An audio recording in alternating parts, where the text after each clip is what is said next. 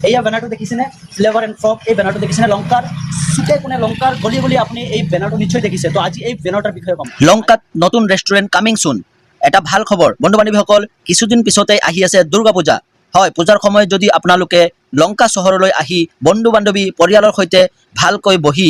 খাবলৈ এখন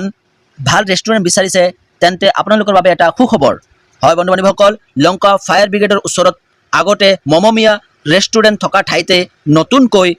flavour and ফক নামৰ এখন ৰেষ্টুৰেণ্ট অপেনিং হ'বলৈ গৈ আছে কটেজ বনোৱা হ'ব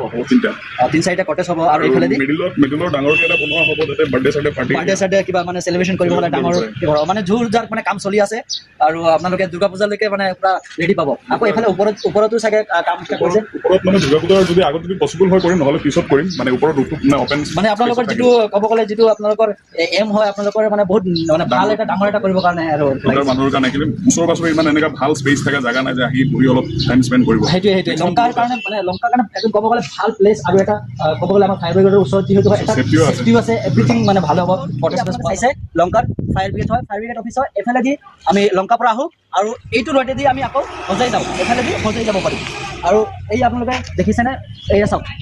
ধুনীয়াকৈ নিশ্চয় আপোনালোকে দেখা পাইছে আৰু ইয়াতে আগতে বহুতে মানে অৱগত যে মমমিয়া নামৰ এটা ফাষ্টফুড আছিলে তো সেই ঠাইখিনিতে এই পুনৰ নতুনকৈ ফ্লেভাৰ এণ্ড ফ্ৰক বনোৱা হৈ আছে